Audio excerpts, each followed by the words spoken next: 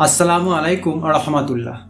আজকে আমরা জানব দাজ্জাল পৃথিবীতে কবে আসবে, আর কোনো ব্যক্তি যদি অতিরিক্ত মিথ্যা বলেন এবং প্রতারণা করেন, এমন অবস্থায় ওই ব্যক্তিকে দাজ্জাল বলে ফেললে কি গোনা হবে? চলুন জেনে আসি হুজুর কি বলেন। দাজ্জাল দাজ্জালুন শব্দ থেকে আসছে, যার অর্থ হলো মিথ্যা।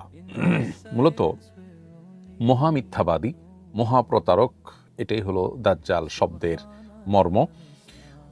পৃথিবীতে দাজ্জাল যে আগমন করবে, যে মর্মে হাদিসে সতর্কীকরণ করা হয়েছে, এবং যত নবী রাসূল পৃথিবীতে এসেছেন সবাই যার যার উম্মতকে দাজ্জালের আগমন সম্পর্কে সতর্ক করে গেছেন। অর্থাৎ দাজ্জাল এক মহাফিতনা হয়ে আসবে। সে নিজেকে পালনকর্তা দাবি করবে। আল্লাহ তাআলা তাকে কিছু অলৌকিকত্ব দিবেন, যেগুলো দেখে মানুষ ভড়কে যাবে, চমকে যাবে। অনেকে তার এই ধোঁয়াশায়, ফিতনায় পতিত হয়ে যাবে। আজকের পৃথিবীতে আধুনিক যুগে আমরা দেখি অনেক চমক। এই চমকগুলো দেখে আমাদের আল্লাহর প্রতি, আখিরাতের প্রতি অনেকেরই সন্দেহ চলে আসে, নাউজুবিল্লাহ। তো দাজ্জালের ফিতনা হবে এর চাইতে আরও ভয়াবহ। তার হাতে মানুষকে মৃত্যু দেওয়া, জীবন দেওয়া, মৃত মানুষকে জীবিত করে ফেলার মতো অলৌকিকত্ব তার কাছে থাকবে। খাদ্য এবং পানি পৃথিবীর, এগুলো তার কন্ট্রোলে চলে আসবে। এভাবে নানাবিধ চমক তার কাছে থাকবে, যেগুলো দেখে সে যখন নিজেকে আল্লাহ দাবি করবে, সৃষ্টিকর্তা বা পালনকর্তা দাবি করবে, অনেকেই তাকে বিশ্বাস করবে। তার হাতে দৃশ্যমান জান্নাত এবং জাহান্নাম দু হাতে সে তার থাকবে। তো এগুলো দেখে যারা ভড়কে যাবে এবং ঈমান হারা হয়ে যাবে, তার প্রতি ঈমান আনা মানে আল্লাহর প্রতি কুফরি করা, তারা যেন এই শেষ যুগে, বিশেষ করে মানুষ যেন এটা থেকে বেঁচে থাকতে পারে, সেজন্য নবী করিম সাল্লাল্লাহু আলাইহি ওয়াসাল্লাম সহ সমস্ত নবী রাসূলগণ সতর্ক করেছেন।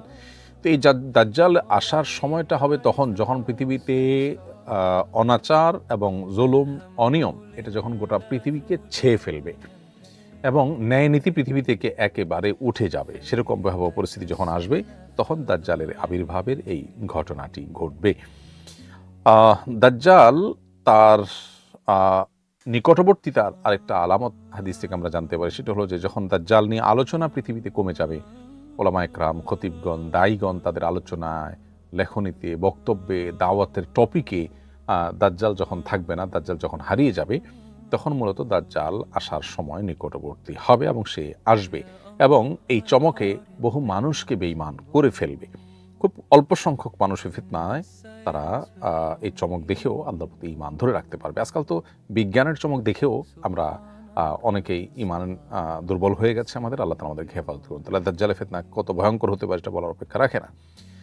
এখন কোনো ব্যক্তি যদি দাজ্জালের মতো এরকম মিথ্যা, প্রতারণার নেচারটা তার মধ্যে পাওয়া যায় ব্যাপকভাবে, তাহলে তাকে দাজ্জাল বা মহামিথ্যুক, এটা শাব্দিক অর্থের বিচারে তার ব্যাপারে প্রয়োগ করা চলে। নবী করিম সাল্লাল্লাহু আলাইহি ওয়াসাল্লাম বিভিন্ন হাদিসে, বিশেষ করে মিথ্যা নবুয়তের দাবিদার যারা আছে তাদের সম্পর্কে, তারপরে হাদিস গড়াপেটার সাথে যারা জড়িত হয়েছে, এদেরকে মুহাদ্দিসগণ অনেক সময় দাজ্জাল মিনাদ দাজ্জালা, মহামিথ্যাবাদী হিসাবে আখ্যায়িত করেছেন। তো এরকম যদি কারোর মধ্যে থাকে, তাহলে তাকে এরকম বলা যেতে পারে, কিন্তু এটার ব্যবহারটা খুবই স্পর্শকাতর। ঠুনকো বিষয়ে আপনি একজনকে এত বড় একটা কথা বলে দিলেন, সেটা কিন্তু বলা উচিত নয়। কিছুদিন আগে আমার বাবা মারা গিয়েছেন। আমার ভাইয়ের বিয়েতে কি আমার মা অভিভাবক হিসাবে যেতে পারবেন? প্রিয় দর্শক, আপনার বাবার মৃত্যুর পর স্ত্রী হিসাবে আপনার মায়ের 4 মাস 10 দিন পর্যন্ত ইদ্যত বা শোক পালন করতে হবে। এটি অপরিহার্য এবং ওয়াজিব একটি আমল।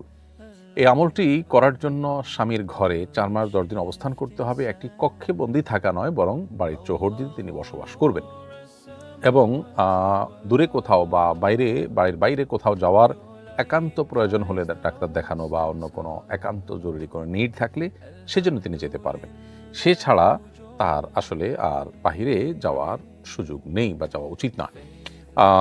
যেহেতু আপনার বোনের বা ভাইয়ের বিয়েতে তার উপস্থিত হওয়াটা অনেক বেশি গুরুত্বপূর্ণ না, বিশেষ করে অভিভাবক হিসাবে তার সম্মতি, তার সাক্ষ্য, এগুলোর কোনোটারই আসলে ইম্পর্টেন্স নাই সেভাবে। তো সেহেতু বিবাহের আগদটা ওই বাড়িতে হতে পারে, যাতে করে আপনার মায়ের উপস্থিতি হতে পারে। আনুষ্ঠানিকতা যতটুকু সম্ভব ওই ঘরে হতে পারে যেখানে তিনি আছেন, তাহলে তার উপস্থিতিও হলো, আবার তিনি ইদ্যত ভঙ্গ করলেন না এবং অনুষ্ঠানটাও হয়ে গেল। সেরকমটি করা গেলে সবচেয়ে ভালো। যদি সেটা কোনো কারণে করা না যায়, তাহলে সেক্ষেত্রে একান্ত যদি তার যাওয়া লাগে, তাহলে খুব দ্রুততার সাথে দিনের বেলায় তার সেখানকার কাজ শেষ করে তিনি আবার ফেরত আসবেন। কিন্তু চেষ্টা করা দরকার তিনি না যেয়ে বরং এখানে কোনো আনুষ্ঠানিকতা করা যায় কিনা, যাতে করে তার উপস্থিতিটাও থাকে, তিনি মন খারাপ না করেন এবং সন্তান হিসাবে আপনার ভাইও মন খারাপ না করেন। এমন আরও ইসলামিক প্রশ্নের উত্তর জানতে ভিডিওটি লাইক আর চ্যানেলটি সাবস্ক্রাইব করে পাশেই থাকুন। আল্লাহ হাফেজ।